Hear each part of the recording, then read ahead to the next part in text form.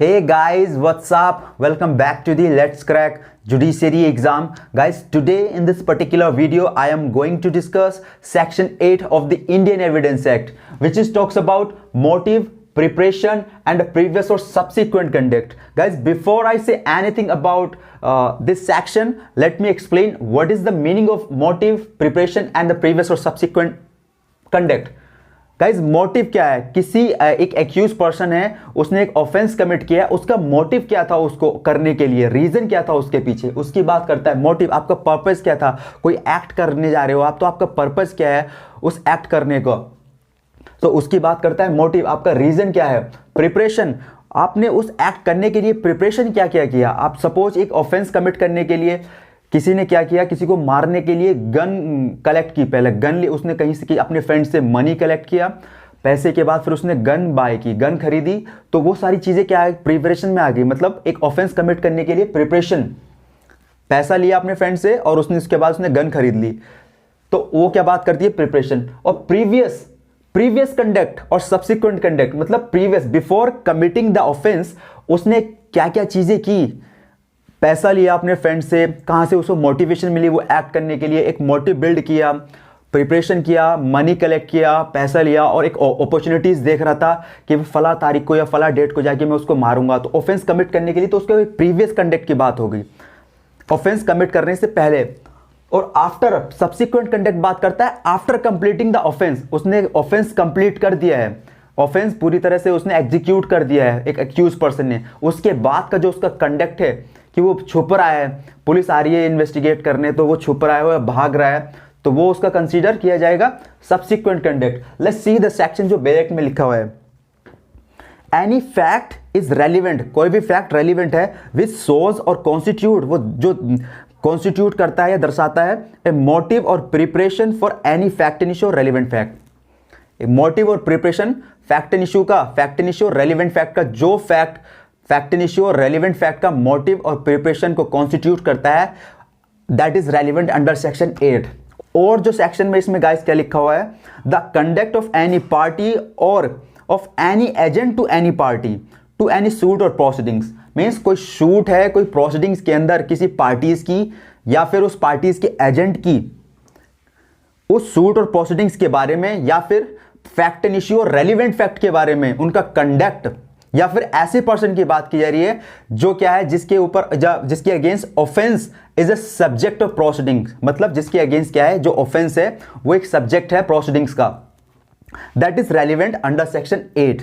Guys, इस section के अंदर दो एक्सप्लेनेशन भी हैं। जो पहला एक्सप्लेनेशन है वो बोल रहा है the word conduct is in this section does not include statements. जो कंडक्ट है किसी एक्यूज पर्सन का, प्रीवियस हो सकता है और सब्सिक्वेंट कंडक्ट होता है, तो उसके अंदर उस स्टेटमेंट नहीं आता उसका, unless those statements accompany and explain acts other than the statement. दो जो स्टेटमेंट्स हैं वो क्या कर रहे हैं, एक्सप्लेन कर रहे हैं acts other than the statement, statements के अलावा किसी एक्ट्स को एक्सप्लेन कर रहे हैं। But this explanation is not to affect the relevancy, ये रेलिवेंसी को अफेक्ट नहीं करती है of statement under any other section of this act. और जो सेकंड एक्सप्लेनेशन है guys, when the conduct of any person is relevant, any statement made to him or in his presence and hearing which affects such conduct is relevant, जो affect कर रहा है conduct को, उस statement की बात आ रही जो अफेक्ट्स कर रहा है कंडक्ट को, that is relevant under section 8 के एक्सप्लेनेशन 2 के अंदर। गाइज, एग्जांपल से ये सेक्शंस आपको पूरी तरह क्लियर हो जाएगा। देख लेते हैं जो इसका इलस्ट्रेशन है। पहला, ए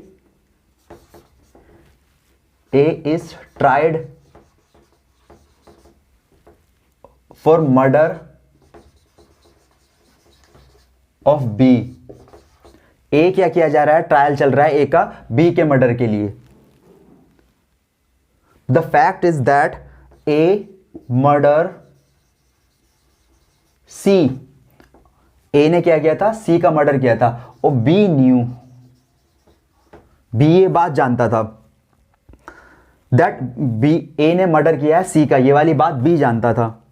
तो बी क्या कर रहा था, ए को एक्सटॉर्ट कर रहा था मनी के लिए, उसको धमका रहा था कि मेरे को पैसा दो, for by threatening to make his knowledge public, मतलब बोल रहा था बी के पास, जो बी जानता था इस बात को कि ए ने सी को मारा है, बी ए को धमका रहा था कि तुम मेरे को पैसा दो, एक्सटॉर्ट कर रहा था, उसको धमका रहा था, नहीं तो मैं आपकी जो मर्डर वाली बात है मैं पब्लिसाइज कर दूंगा।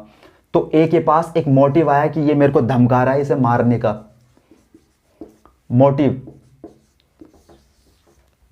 मोटिव आया ए के पास बी को मारने का, कि ये बी जो था ए को धमका रहा था। मर्डर किया था इसने सी का, बी जानता था, तो ए ने क्या कर दिया, मर्डर कर दिया फिर बी का, मोटिव था उसका अंडर। तो this is the relevant under section 8 motive उसका। एग्जाम्पल है इसका दूसरा गाइस, जो दूसरा इलस्ट्रेशन है इसका, उसकी बात करूं तो मैं, the question is whether A robbed B, A ने क्या किया है, बी को लूटा है। The facts that after B was robbed, B को लूटने के बाद C said in the presence of A के प्रेजेंस में बोल रहा है C, the police are coming to look for the man who robbed B, police आ रही है उस पर्सन को देखने के लिए जिसने क्या किया है, बी को लूटा है। इतने में सुन के ए वहां से भाग जाता है, तो वो उसका सब्सिक्वेंट कंटेक्स्ट शो करता है कि वो उसने सुना और वो भाग गया। That is relevant section 8 guys. और इसके अंदर केस थे, दो इंपॉर्टेंट केस थे, आर बनाम पामर का और नत्था सिंह वर्सेस एम्परर का। आर बनाम पामर का, जो पामर एक्यूज था, पामर का एक फ्रेंड था, पामर साहब ने क्या कर रखा था, अपने फ्रेंड से बहुत सारा पैसा ले रखा था। तो ये दोनों लोग, जो दो पामर और इसका फ्रेंड था, ये दोनों लोग हॉर्स रेसिंग के लिए जाते थे। एक दिन क्या हुआ, ये वापस आए होटल में, तो इसका फ्रेंड भी चला गया अपने रूम में, तो वो अगले दिन मिला डेड। रीजन था कि वो पॉइजन दे के मारा गया था। तो पामर क्या था, इसके पास पामर को चार्ज किया गया था कि इसके पास मोटिव था उसको मारने का, बिकॉज इसने क्या ले रखा था, पैसा, और वो पैसा उससे मांग रहा था पामर से। तो आर बनाम पामर का केस हो गया, नत्था सिंह का वर्सेस एम्परर का केस हो गया। और गाइज इस सेक्शन के अंदर काफ़ी सारे इलस्ट्रेशन हैं, आप देख लेना, because as it is illustration रख देगा वो प्रीलिमिनरी एग्जाम में, पूछ लेगा आपसे कि ये इलस्ट्रेशन किस सेक्शन से है एविडेंस एक्ट के। तो काफ़ी सारे इलस्ट्रेशन हैं। लास्ट के जो जे के एग्जाम्पल है वो 2-3 बार आ भी चुका है प्रीलिमिनरी एग्जाम में, तो उस हिसाब से आप प्रिपेयर कर लेना, इनको सारे इलस्ट्रेशन देख लेना। गाइज आपको अगर वीडियो इन्फॉर्मेटिव लगती है तो आप चैनल को सब्सक्राइब कर लेना और बेल आइकन प्रेस कर देना। Thank you.